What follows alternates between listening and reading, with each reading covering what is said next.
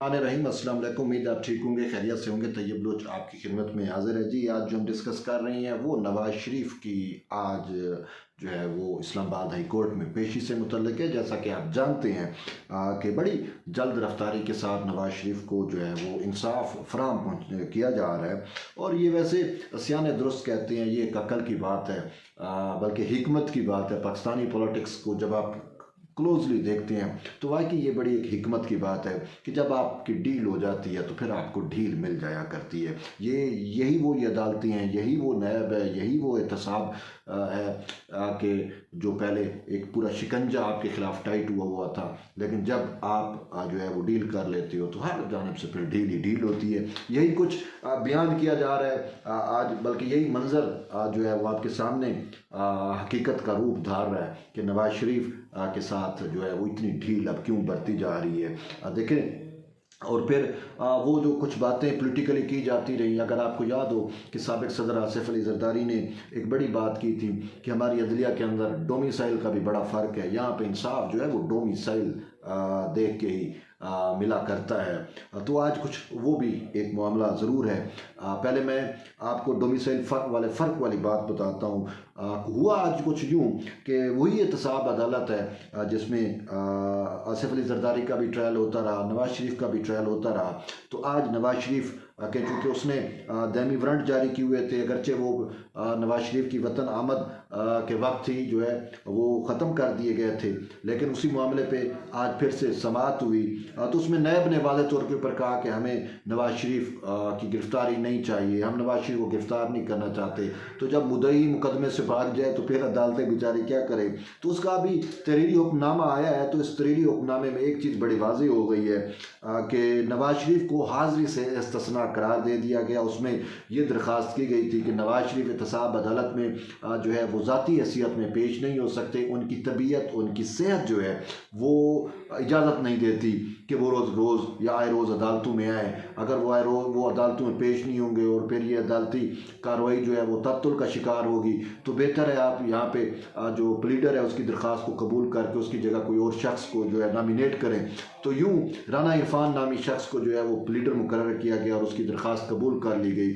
अब नवाज शरीफ की जगह जो है वो राना इरफान पेश होंगे एज ए प्लीडर के तौर के ऊपर, और यही अदालत है, यही जज है। और इसी तरह का ये केस है आसिफ अली जरदारी का। याद हो आपको कि उनकी तबीयत ख़राब थी और वो बहुत ज़्यादा अलील थे। तो उनके वकला की जानिब से कहा गया कि उनको जो है वो पेश नहीं किया जा सकता, उनको हाजिर से इस्तिस्ना दिया जाए। लेकिन वही जज था, उसने कहा सॉरी, हाजिर से इस्तिस्ना नहीं हो सकता, उसको बुलाया जाए। तो वो जिस तरीके से उनको पेश किया जाता था, और फिर यहाँ तक भी अगर आपको याद हो कि उनको आसिफ अली जरदारी को जो है वो व्हील चेयर तक जो है फराहम नहीं की गई थी।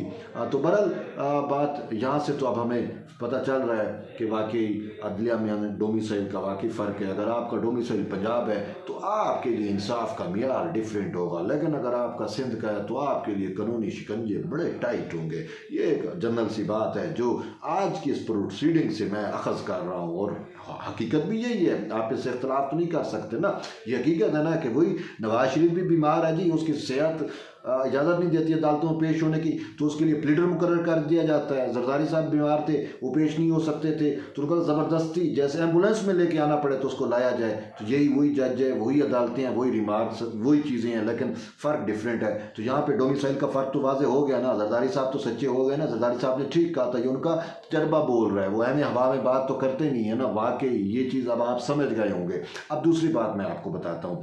अब दूसरा मामला क्या है? दूसरा मामला ये है कि अल अज़ीज़िया और एवन फील्ड रेफरेंस में अपीलिंग की बहाली का मामला है। तो इस्लामाबाद हाई कोर्ट में होता है, लेकिन इस्लामाबाद हाई कोर्ट में पहले क्या होता है, जो बेंच की तश्कील है उसमें भी आप नज़र दौड़ा लें। कहा जाता था कि जब बेंच तश्कील पाते हैं तो पता चल जाता है कि फ़ैसला क्या होगा।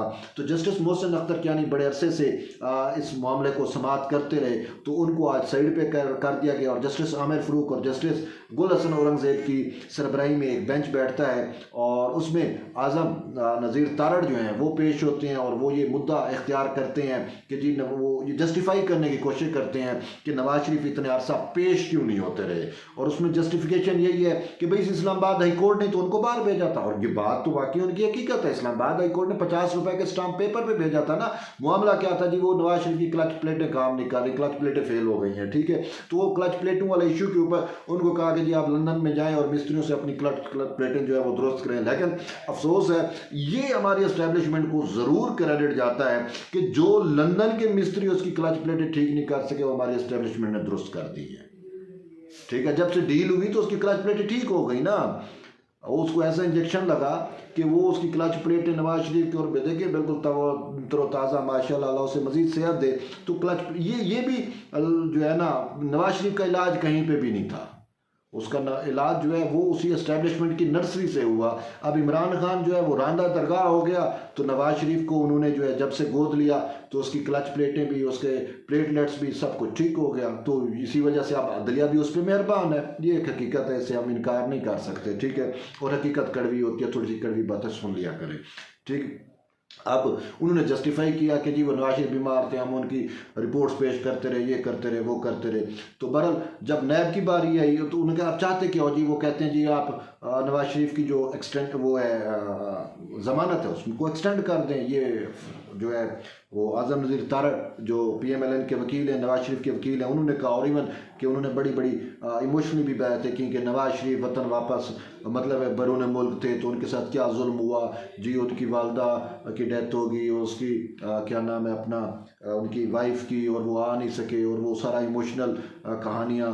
बात यह है कि जैसे वो मुल्क के लिए गए हूँ, यहाँ पे तो हमने वो पार्टियाँ भी देखी हैं, वो लोग भी देखे हैं जिन्होंने अपने मुल्क के लिए रियासत के लिए, जमहूरियत के लिए जिनको तख्तेदार पे लटकाया गया, जिनसे लहू का खराज मांगा गया। लेकिन यहाँ पे जो है वो एक बहरहाल मैं क्या कहूँ कि उसको भी ये जो है ना पोलिटिसाइज कर रही हैं, जो उनकी तबी अमवात थी या जो चीज़ें थी कि ये हमारे साथ जुल्म व ज़्यादती हो गई। दूसरी साइड पे हमें तख्तेदार पे लटके हुए लीडर नज़र आते हैं, हमें जो है वो भरे जलसे के अंदर बीबी शहीद होती हुई नज़र आती हैं, लेकिन वो क्रेडिट नहीं है। यहाँ पे 50 रुपए का स्टाम्प पेपर अगर आप साइन करके बाहर चले जाते हो तो आप बड़े लीडर बन जाते हो। जो खून का खराज देते हैं उनको, बहरहाल ये मुल्क है तो ये ऐसा ही चलेगा, जो आवाम की बात करता है तो वो हमेशा ज़ेर इताब रहता है, ये हकीकत है। अब दूसरी बात ये है कि नैब जो है वो, नैब ने कहा हमें इसकी, प्रोसिक्यूटर नैब से पूछा कि आप बताएं, जज जो है वो जस्टिस गोला सनोरफ, उन्होंने कहा हमें तो इसकी गिरफ्तारी दरकार ही नहीं है। उन्होंने कहा यार ये क्या वही नैब है, पहले तो पूरी नैब की रियासती मशीनरी मुतहर्रिक थी, अब वो कहती है हमें इसकी जो है वो गिरफ्तारी ही नहीं चाहिए। तुमने कहा आप चेयरमैन नैब से पूछ लो। उन्होंने कहा नैब से, चेयरमैन से क्या पूछूं, हमें वाज़ेह है कि हमें गिरफ्तारी नहीं चाहिए इसकी। तुम जज साहब ने कहा मैं कंफ्यूज हो गया हूँ कि ये वही नैब है। फिर उन्होंने बड़ी बात की, उन्होंने क्या कहा यही कुछ है तो फिर आप हमसे क्यों एक्सरसाइज करा रहे हो। ये वही बात है कि आप गोगनों से मट्टी इस्लामाबाद हाई कोर्ट से क्यों जुड़वा रहे हो। आप रेफरेंसेस ख़त्म कर दो, आप कह दो हमें नवाज शरीफ की जो है वो गिरफ्तारी चाहिए नहीं, रेफरेंसेस ख़त्म करके जान छुड़ा। उन्होंने कहा ताकि आप हमें आके रेफरेंसेस ख़त्म करके खारिज करके बता दें ताकि हम कोई फैसला करके अपना और काम कर लें, ना कि ये यहाँ पे आपको बैठ के जो है वो वेंडिकेशन देते रहें जी आपके साथ जुल्म हुआ, आपके साथ ज्यादती हुई, आपके साथ ये हुआ, आपके साथ वो हुआ। मैं क्या ये नहीं हो सकता। नैब जो है वो अब तहरीरी तौर पे लिख के दे दे कि हमने रेफरेंसेस भी खारिज कर दिए हैं, तो हमें ना ही नवाज शरीफ की जो है वो इन पर्सन हाजिरी चाहिए, ना ही नवाज शरीफ की जो है वो गिरफ्तारी चाहिए, ताकि हम उस पर एकदम ही फैसला करके अपना वक्त ज़ाया ना करें, तो दूसरे केसेस भी सुन लें। तो बहरहाल ये उन्होंने एक दफ़ा फिर नैब को कहा है कि जी आप अपने चेयरमैन नैब से पूछ के हिदायत लेके आ जाएं, और यूँ समाज जो है वो मतलब ज़मानत जो है वो 2 रोज़ के लिए एक्सटेंड कर दी गई है कि 2 रोज़ तक नवाज शरीफ को कोई गिरफ्तार ना किया जाए। और इससे पहले आप देखें कि पंजाब की कबीना बैठ के नवाज शरीफ की सज़ा ख़त्म कर रही है। ये भी एक बड़ा अनोखा है, मुझे खुद समझ नहीं आ रही कि क्या कबीना भी ऐसा फैसला कर सकती है। ये भी एक अजीब सी बात है। लेकिन इसमें वो हाईकोर्ट के एक फैसले की दलील दी जा रही है कि जी हाईकोर्ट ने कहा था कि पंजाब की कबीना इस पर फैसला करे कि क्या उनको नवाज शरीफ की गिरफ्तारी चाहिए भी या नहीं चाहिए। तो बहरहाल ये अनोखा जब आप लाडले बन जाते हैं, तो जब आप तो फिर आपके साथ डील के तहत ढील होती है। तो ये ढीलें हैं, इसी वजह से इंसाफ फिर आपकी घर की दहलीज पे आता है। जब एयरपोर्ट पे नवाज शरीफ थे तो इंसाफ वहाँ तक पहुँच गया था। तो बहरहाल ये चीज़ें जो हैं आप भी इंजॉय करें, हम भी इंजॉय कर